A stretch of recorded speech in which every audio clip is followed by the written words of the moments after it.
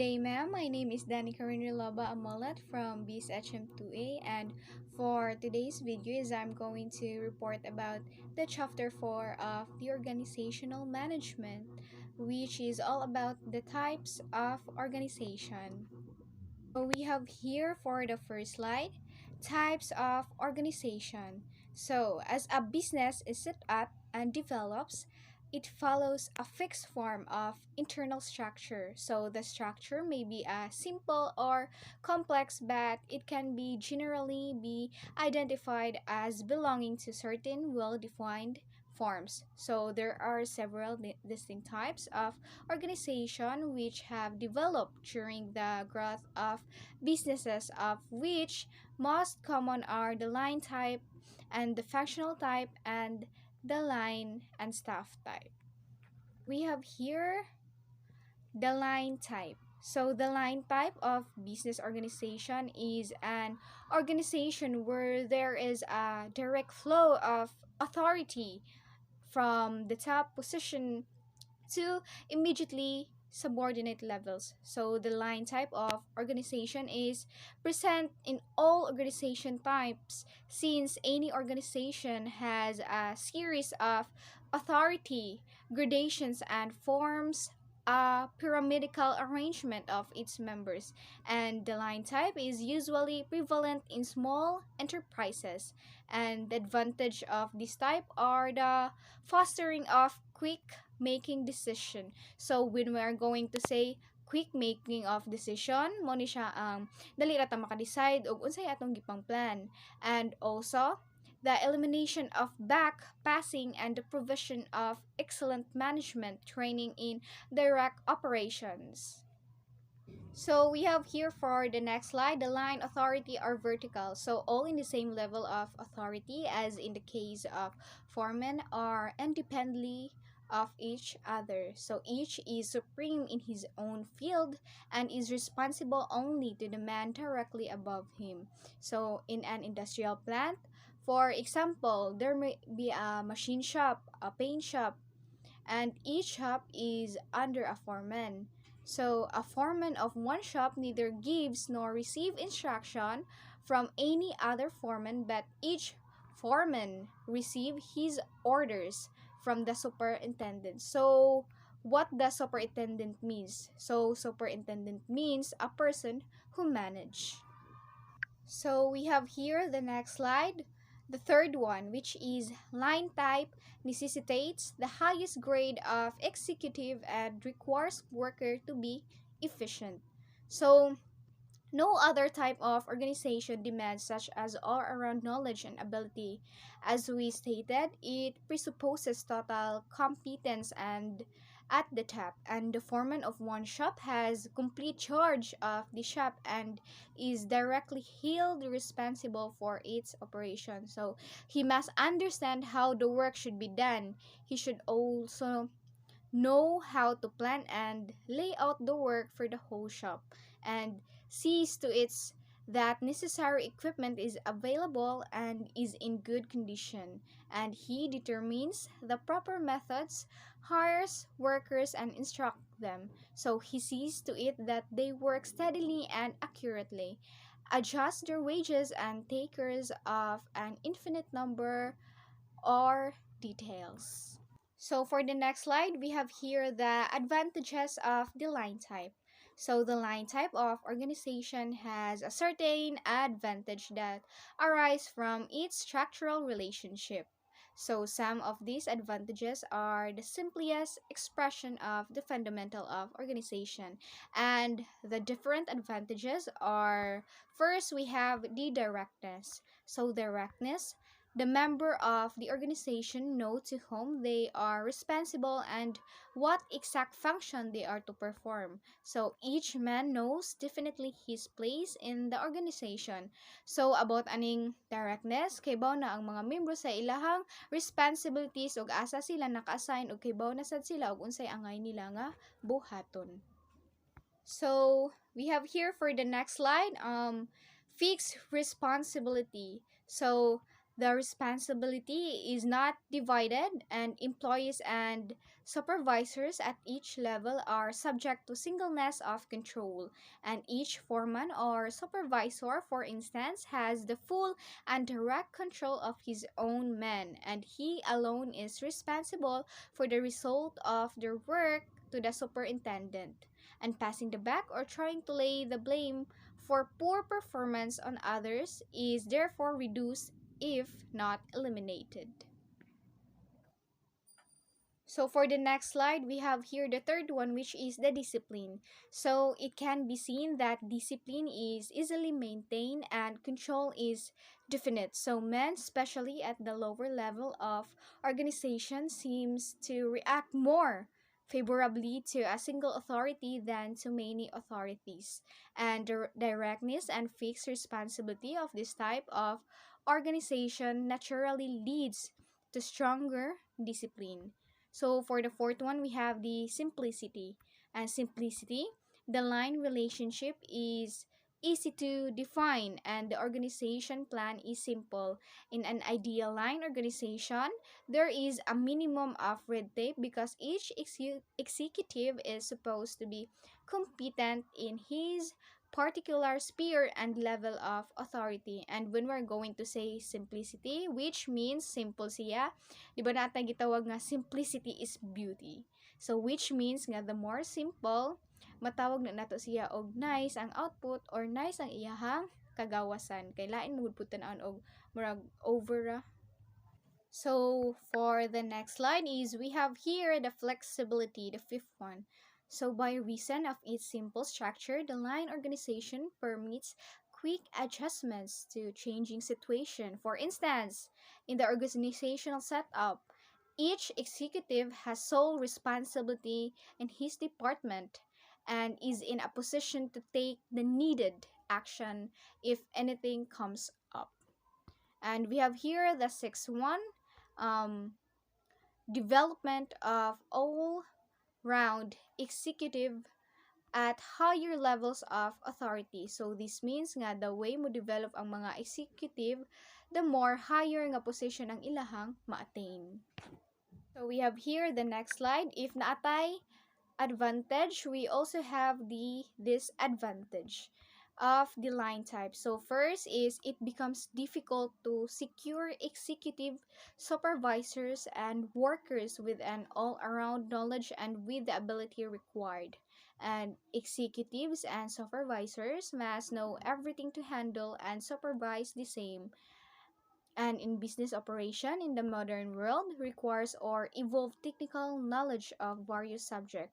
So kay unsaon mo gud ni nato og wa tay sakto nga knowledge is dili nato ma-operate ang atong business og maayo, which can lead nga ma-down ang imuhang business.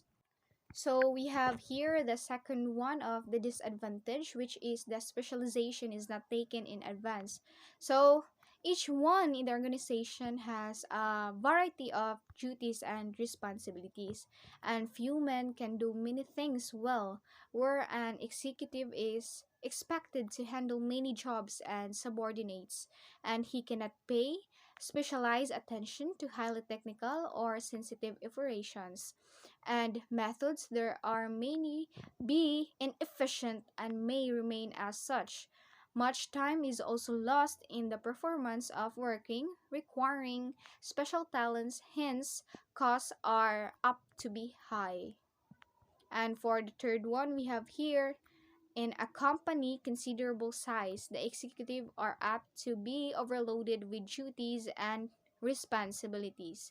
So, in the theory of the principle of delegation should be applied, but in practice, the exacting requirements of complete line authority force executives to put their fingers into every pie. So as a result, no, the executives could no longer work to the best of their ability, having to care for so many details, and they have little time left for more important work such as planning, directing, determining policies, and controlling. So for the fourth one, we have too much reliance is placed on the chef and other executives. So in this case, if one or more of the top executives should become incapacitated, the business is bound to be crippled temporarily, if not permanently. So, for example, the class of the man who builds a business from scratch and who develop into a multi-million peso organization.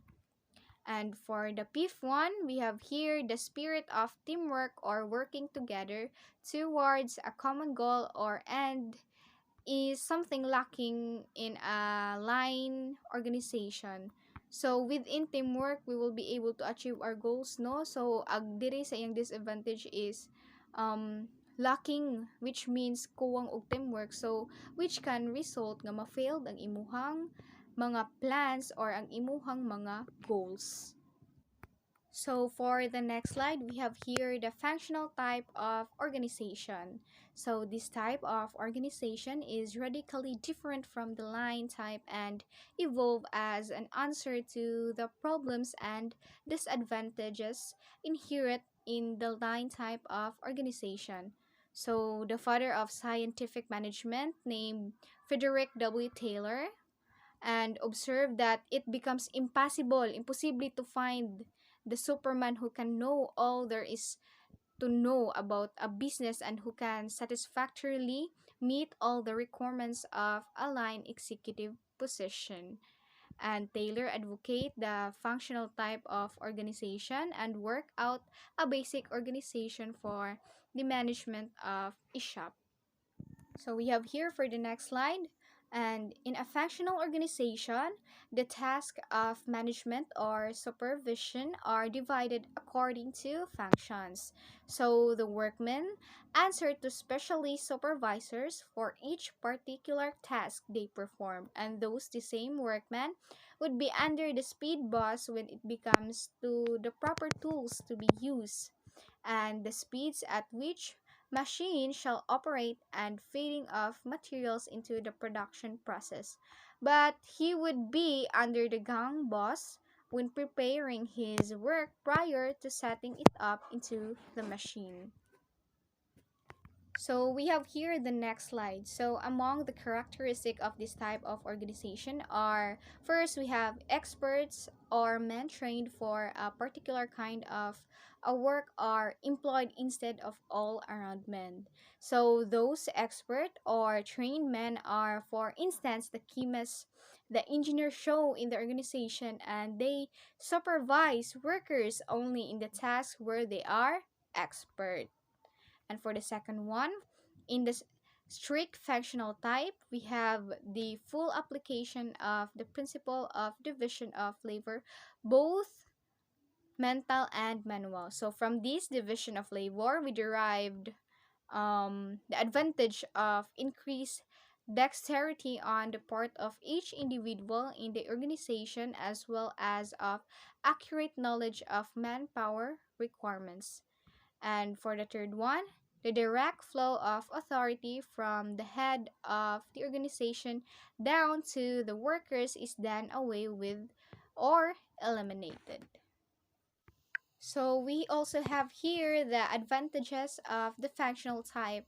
Certain advantages are clearly apparent. Specialization is carried to a maximum degree.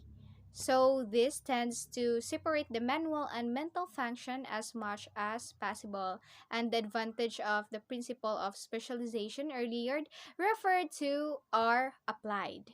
So the second one, there is a greater need for specialized skills and abilities which are easier to secure rather than the all-around workers who are more difficult to hire and keep. So it's better that we can hire what is being required or need and dapat na asiyaan nga skills baron or knowledge, but it depends if that person is willing sad makamao.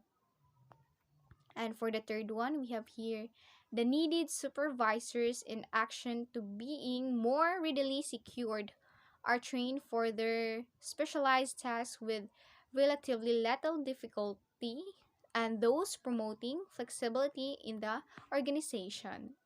So the next is we have here the fourth one, which is there is simplified control, hence function are executed effectively. So, it's better nga ma-practice o ma-execute jud nato ang atong mga plans para makahibawtag unsay mali ana or problems ana and mahimuan siya og solution nato.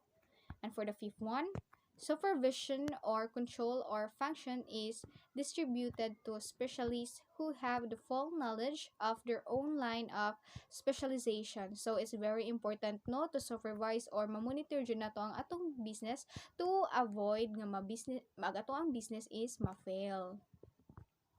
And for the sixth one, in the ideal functional organization envisioned by Taylor, cooperative is promoted and demand control of a line organization is eliminated. So we have here the disadvantage of the functional type. So for the first one, discipline tends to break down among the workmen and at times even among the foremen at lower supervisory levels. Human nature still insists on clear authority when the same workman answers so many supervisors, his discipline becomes lax. So what do you mean by the word lax?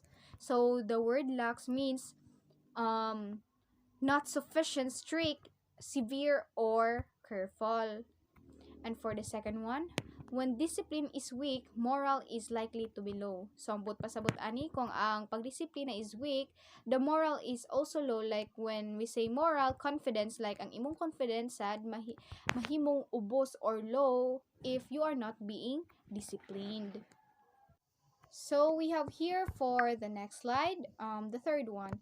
There is a retarded flow of action on account of the divided control. So at times, the same task overlaps into two or more functional areas of supervision. So this lead to confusion.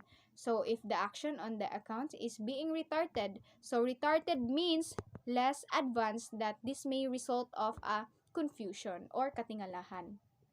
So for the fourth one, we have here the responsibility. So responsibility is theoretically fixed but in practice, and backpassing becomes the rule, and it is difficult to fix the blame for wrong action, and each foreman disclaim responsibilities and points to another as the erring persons, and competent supervisors are more readily found in the functional type of organization than in the line type, and the scope of duty of the supervisors are restricted to the performance of their particular function, and those they can be readily trained for their work.